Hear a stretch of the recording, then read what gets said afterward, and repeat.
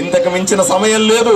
ఎన్నికల సమయంలో మీరు అధికారం ఇవ్వబట్టే, మీరు ఓటేయబట్టే ఈ సాయి ప్రసాద్ రెడ్డి విర్రవీగుతా ఉన్నాడు. తను అంబేద్కర్ కంటే గొప్పవాడు అనుకుంటున్నాడు. అంబేద్కర్ ఇచ్చినటువంటి హక్కులన్నింటినీ కాలరాస్తా ఉన్నాడు. ఒక్కసారి ఏదైతే ఓటుతో అతనికి అధికారం ఇచ్చి అతను మీసాలు తిప్పుతున్నాడో అదే ఓటుతో అతని చిత్తుగా ఓడిద్దామా అని మిమ్మల్ని అందరినీ అడుగుతా ఉన్నా. నా పోరాటంలో కలిసి రండి అని మిమ్మల్ని చేతులెత్తి వేడుకుంటా ఉన్నాను. అయ్యా, ఆలోచన చేయండి.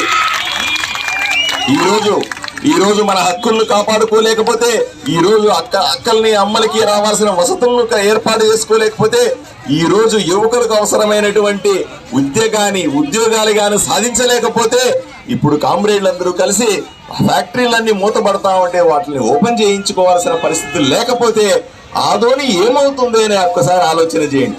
ఒకే ఒక్క వ్యక్తి అంబేద్కర్ ఆశయాలకు అడ్డుపడతా ఉన్నాడు. ఒకే ఒక్క ఎమ్మెల్యే సాయి ప్రసాద్ రెడ్డి అంబేద్కర్ ఆలోచనలు తుంగలో దొక్కుతా ఉన్నాడు.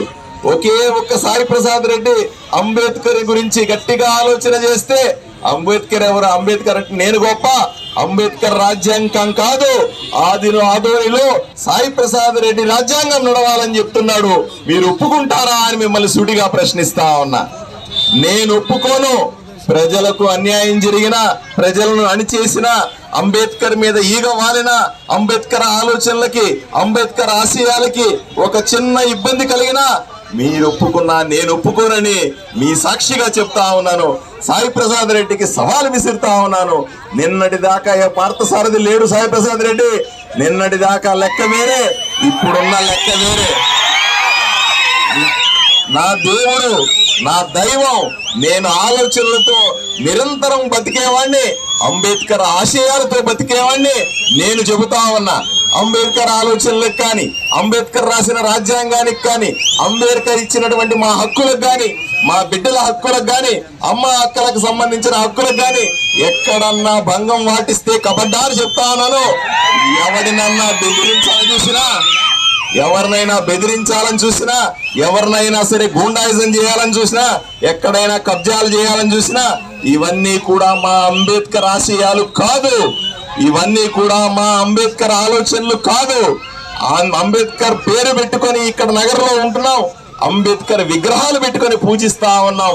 అంబేద్కర్ కు దండ వేసి మా దేవుడు గొప్పవాడని చెప్పుకుంటా ఉన్నాం.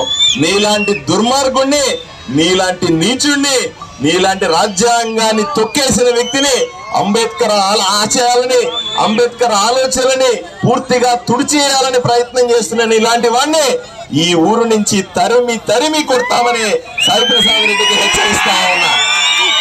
అయ్యా, అంబేద్కర్ మా దేవుడు, అంబేద్కర్ ఆలోచన మా ప్రాణం, అంబేద్కర్ ఆలోచన మాకు ఉత్తేజం, అంబేద్కర్ ఆలోచన మాకు చైతన్యం. అంబేద్కర్ ఆలోచనలతోనే బతుకుతాం. అవసరమైతే అంబేద్కర్ ఆలోచనలతో చస్తామని మీకందరికీ హామీ ఇస్తా. ఎక్కడా కూడా ఎవరు కూడా కాంప్రమైజ్ అవ్వాల్సిన అవసరం లేదు. సాయి ప్రసాద్ రెడ్డికి భయపడాల్సిన అవసరం లేదు. ఇంకా 15 రోజులు మాత్రమే.